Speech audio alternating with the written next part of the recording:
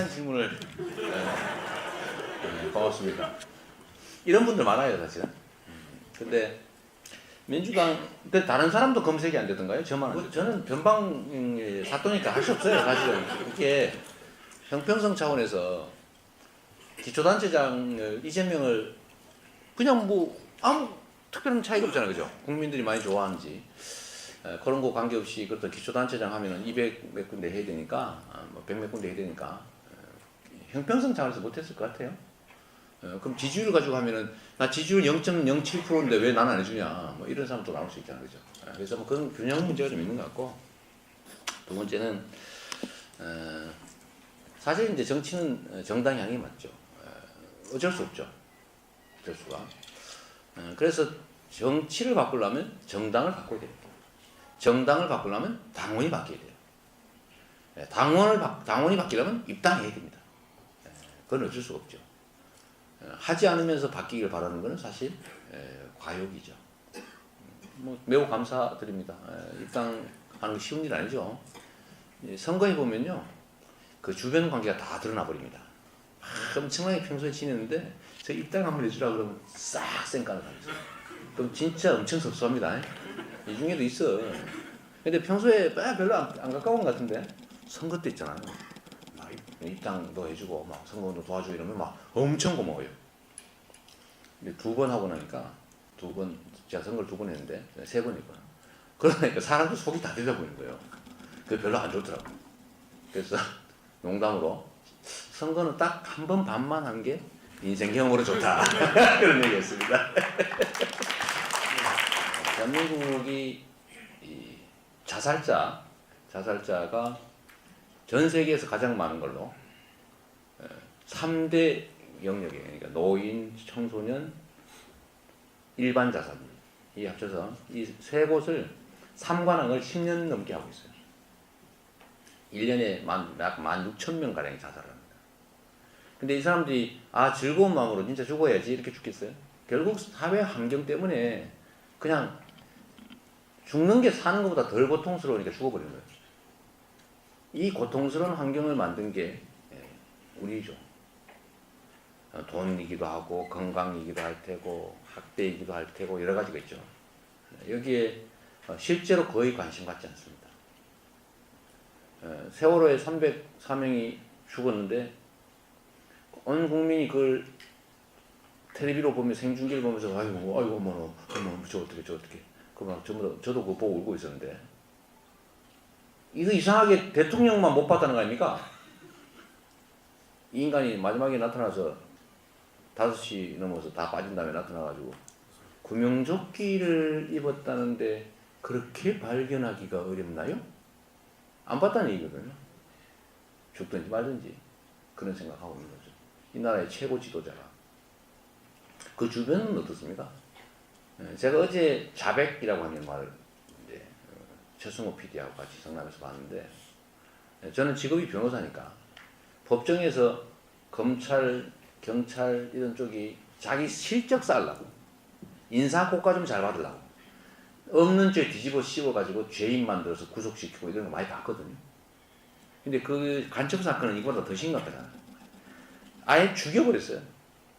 간첩으로 만들어가지고 죽여버리고 지금 40년 지난 다음에 지금 무죄 판결도 막 해주고 있죠.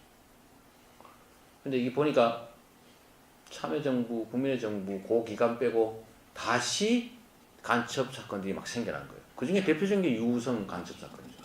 간첩을 너무 엉터리로 만들다가 요건 그냥 딱 걸려버린 거예요. 그러니까 이것도 간이 배밖에 나왔던 거지. 옛날에는 이 진술을 앞뒤를 다 맞춰서 했거든요. 각본을 잘 썼는데 이번에는 대충 썼더라고요, 이것들이. 대충 썼다 걸려버렸죠. 대충 쓴 거 맞추려고 해서 문서 위조도 하고, 뭐 중국 문서 위조했다가 지금 감옥 갔다더라고요, 그 친구는. 그러니까 그걸 한번 생각해 보십시오. 이게 자기가 승진이나 좋은 보직 받으려고 인사평정을 잘 받겠다는 이 작은 욕망 하나 가지고 사람을, 한 가족을 통째로 인생을 망쳐버린 거예요. 심지어 죽이기까지. 이 나라의 지도자들, 지배층이 지금까지 그래왔기 때문에 그게 다 옴습니다. 다 유유상종, 다 금묵자업, 다 모이면 비슷해져요. 아니 상사가 이러는데 자기들이 열심히 할 이유가 어디 있습니까? 누가 국정원을 어떻게 없애버려야 된다 뭐 이런 얘기 하길래 그거 제도 문제가 아니라 제도를 잘못 만들어서 생긴 문제가 아니라 그 최고 지도자를 우리가 잘못 뽑아서 그런 거다. 대통령이 잘못 뽑았던 거다. 이 대통령이 저 모양이니 장관이 일을 하겠습니까? 장관이 저 모양이니 국장이 일을 하겠습니까? 산하기관들이 일을 하겠습니까? 부하들이 일을 하겠어요. 일 안 해요. 결국은 윗물이 맑아야 아랫물이 맑은데 우리가 극복해야 될 과제가 사실 어머니라고 하는 이번 일도 있지만 그걸 포괄하는 너무 큰 문제들이 많습니다. 온 사회에. 그걸 우리가 이번에는 한번 싹 걷어내자는 거죠. 우리 격려와 박수 한번. 경선에 참여하면 탈출해가지고 후보 등록 못하게 돼 있어요. 그 이인재 방지법이라고. 이인재가 그랬기 때문에 그런 법을 만들었죠. 만들었고 두 번째는 당내의 당적을 유지하면서 출마가 금지되어 있습니다. 반드시 탈당해야 돼요. 경선 안 했더라도. 그러니까 같은 당 안에서 두 명의 후보가 나올 가능성은 매우 적은 거죠. 그러니까 불가능한 거지. 탈당해야 되니까. 탈당할 수도 있는 상황인데. 그러면 지금 앞으로 어떻게 될 거냐. 이건 사실 예측 불능입니다. 이게 아까 말씀드렸던 것처럼 과거라면 새누리당에서 후보 내고 또 국민의당도 내고 민주당도 내고 뭐 단일화 하든지 뭐 으쌰으쌰 하고 결국 뭐 심상정이든 뭐 노회찬이든 또 정의당에서 후보 내고 또 무소속으로 뭐 갓쓴 사람 좀 나오고 뭐 그러겠죠. 그렇게 나오는데 지금은 말이에요. 지금은 아까 말씀드렸던 것처럼 정치 환경이 바뀌었어요. 이 국민들이 그렇게 하도록 안 내버려 둘 겁니다.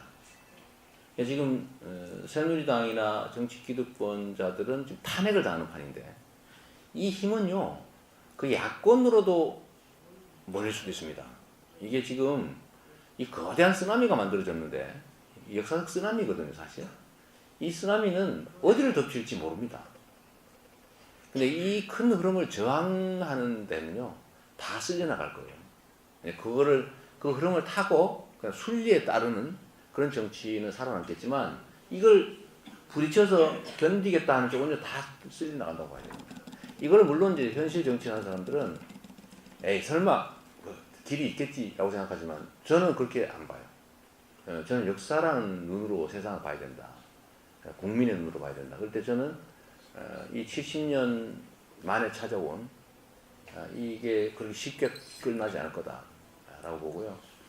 후보들은 야권 후보들은 선출 과정에서 이미 상당히 국민들의 이런 통합 압력을 받을 수밖에 없어요. 그게 후보 선출에 반영될 것 같습니다. 어떤 형태인지 알 수도 없어요. 정치적으로 어떤 개편이 올 수도 있고요. 그 가능성은 너무 무궁무진해요. 예를 들면 지금 당장 혹시 사퇴를 하다든지 또는 탄핵이 한 3개월 만에 탄핵되어버린다든지 이러면 그로부터 2개월 안에 선거를 치러야 되는데 사실 경선할 틈도 없습니다. 그때 왜냐하면 중도 사퇴 상황이 발생하잖아, 그죠? 뭐 탄핵이든 자진 사퇴든 상관없어요. 그 사퇴하는 시점까지 정당이 경선할 수 있어요, 없어요? 경선하면 맞아 죽습니다. 이것들이 지금 그죠? 할 수가 없어. 그럼 반드시 사퇴를 하고 난 다음부터 시작해야 되는데 딱 60일이에요. 60일 동안 어떻게 경선해가지고 어떻게 본선 등록을 합니다. 심각한 혼란이 올 수 있죠. 그때 그럼 어떻게 할 거냐? 그때 가봐야지. 미리 준비할 수 없는 거죠. 이건 그냥 격변이기 때문에 그래요. 급변 사태. 일종의 급변 사태죠.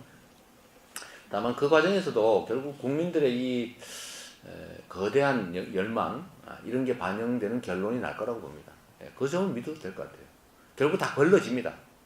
아까 말씀하신 것처럼 우리 정의당 당원이지만 되는 쪽을 진짜 안타까운 마음이죠. 제가 압니다. 그 마음. 그 말씀하실 때 얼마나 가슴 아픈지 알아요. 우리가 주장하는 바대로 우리가 미는 인물이 맞는 게 최선인데 현실적으로 안 되는데 그게 사표가 될 수 있으니까 그러면 또 결국은 차악을 선택하는 그런 게 반복돼 왔죠. 되게 서글픈 일이에요 사실. 그러나 이번에는 또 그러지 않을 수도 있습니다. 이번에는 어떻게 될지 모르죠. 그냥 지금 현재 최선을 다하는 게 중요한 것같아요. 최선을 다하는 게 기득권자들을 몰아내고. 그리고 저는 이런 생각해요. 우리가 지금 70몇 년 만에 맞은 진짜 대한민국 건국혁명, 건국을 완성할 수 있는, 미완의 건국혁명을 완성할 수 있는 정말 호기가 왔는데, 이게 니냐 내냐 이걸로 싸우다가 놓치거나 하면 그건 역사의 죄인이 되는 거다. 이건 죽이려면 되는 거죠. 그래서 우리가 이기는 게 중요하다. 누가 이기냐는 다음 문제다.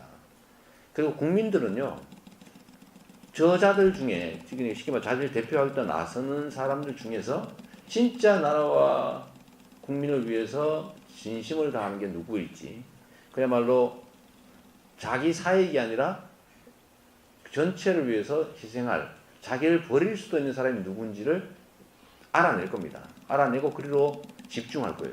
전에 노무현 대통령이 승부수를 던질 때마다 이겼던 것처럼, 노무현 대통령은 그래 내가 안 하면 어때? 이렇게 하니까 국민이 그래 네가 해 이렇게 된 거죠. 네? 그거 안 하면 되지 뭐. 안 하면 네가 해. 네, 이게 계속 쌓여서 결국은 역사를 만들었죠. 국민은 그래서 위대한 거죠. 그래서 국민은 그 민심은 천심입니다.